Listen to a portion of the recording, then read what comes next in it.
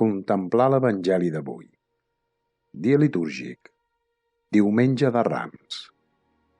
Text de l'Evangeli.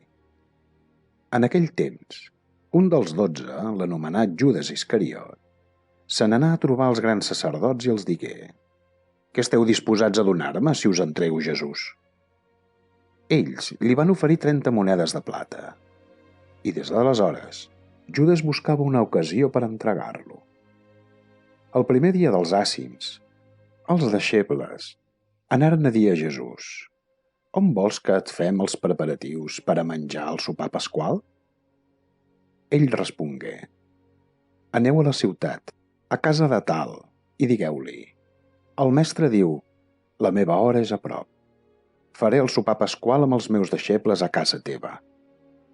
Els deixebles van complir el que Jesús havia ordenat i prepararen el sopar pasqual. Arribat al capvespre, Jesús es posà a taula amb els 12. Mentre sopaven, digué: «Us ho asseguro, un de vosaltres em trairà». Molt entristits, li anaven preguntant, l'un rere l'altre: «No sóc pas jo, Senyor?» Jesús respongué: «Un que suca amb mi el mateix plat és el que em trairà. El fill de l'home se'n va, tal com l'Escriptura ha dit d'ell, però ai de l'home que el traeix. Més li valdria no haver nascut». Judes, el que el traïa, li preguntà: «No sóc pas jo, rabí?» Ell li respongué: «Tu ho has dit».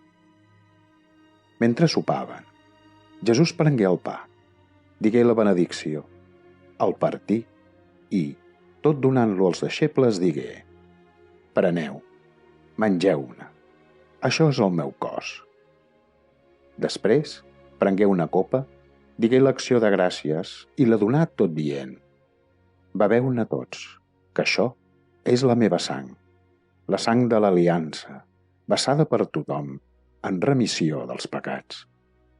Us asseguro que des d'ara ja no beuré d'aquest fruit de la vinya fins al dia que begui vi nou amb vosaltres en el regne del meu Pare». Després de cantar els salms, va sortir cap a la muntanya de les Oliveres. Llavors Jesús els digué: «Aquesta nit, davant el que em passarà, tots vosaltres fallareu, perquè diu l'Escriptura: mataré el pastor i es dispersaran les ovelles del ramat. Però que n'hauré ressuscitat, aniré davant vostre a Galilea». Pere li contestà: «Ni que tots fallin, jo no et fallaré pas». Jesús li digué: «T'ho asseguro, aquesta mateixa nit, abans no canti el gall, m'hauràs negat 3 vegades». Llavors Pere li diu: «Ni que em calgui morir amb tu, no et negaré». I tots els altres deixebles digueren el mateix. Llavors Jesús va arribar amb els deixebles a un terreny anomenat Getsemaní i els digué: «Seieu aquí mentre vaig allà a pregar». Va prendre amb ell Pere i els 2 fills de Zebedeu i començà a sentir tristor i abatiment. Llavors els digué: «Sento a l'ànima una tristor de mort. Quedeu-vos aquí i vetlleu amb mi».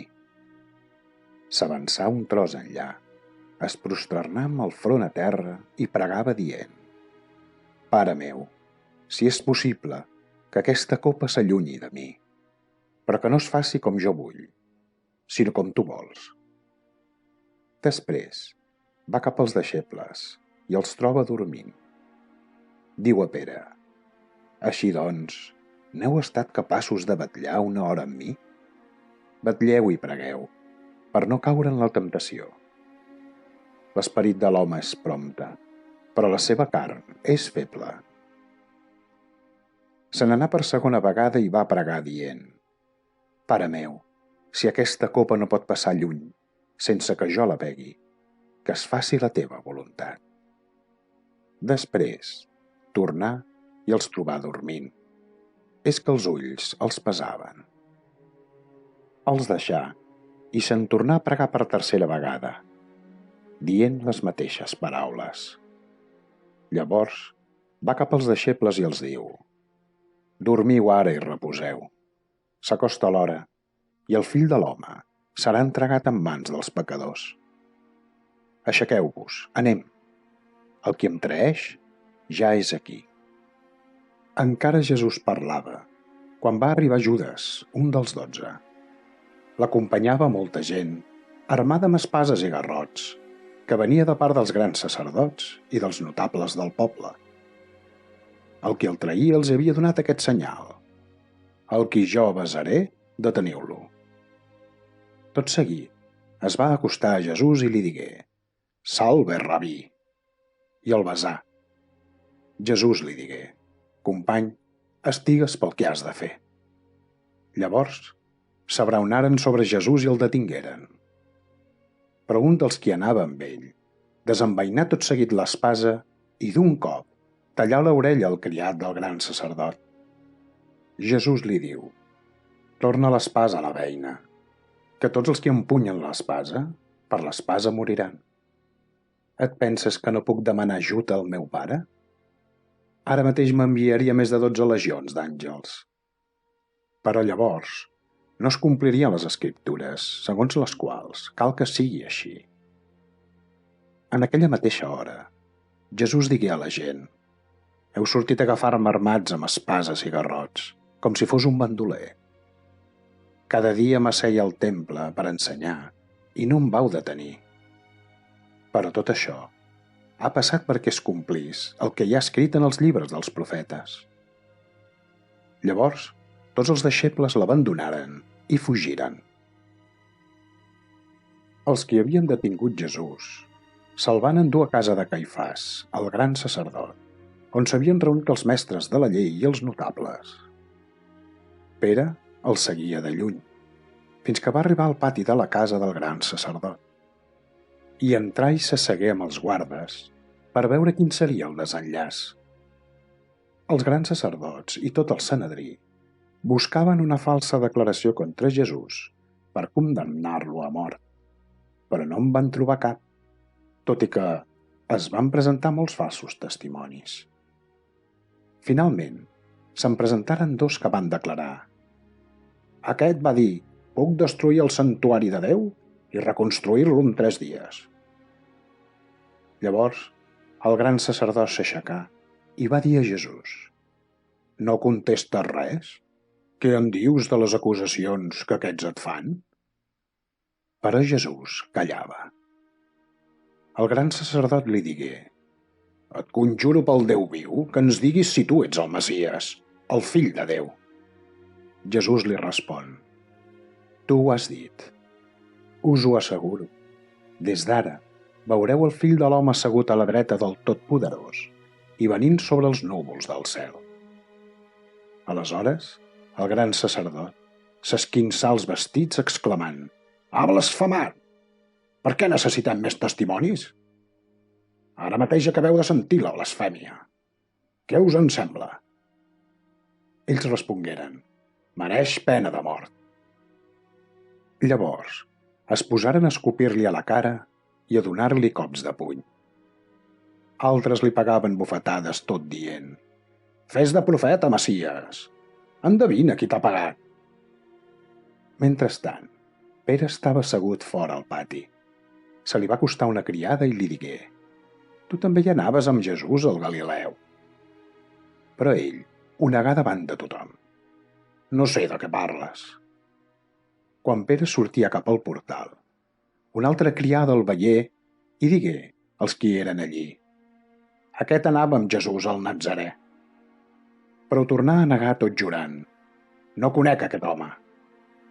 Poc després, els qui eren allí es van acostar a Pere i li digueren: És veritat que tu també ets d'ells, si fins i tot se't nota per l'accent amb què parles. Llavors es posà a maleir i a jurar dient: Jo no conec aquest home. A l'instant va cantar el gall. Pere es va recordar d'allò que Jesús li havia dit: Abans no canti el gall, m'hauràs negat 3 vegades.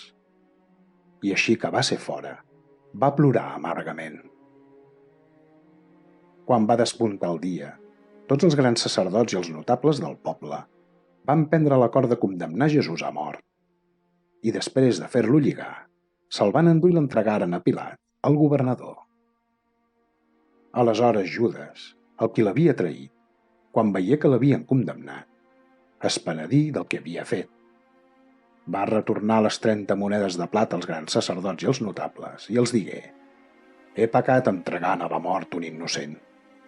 Però ells li contestaren: «I nosaltres què ens importa? Això és cosa teva». Ell va llançar les monedes al santuari i sortí. Se'n va anar i es va penjar.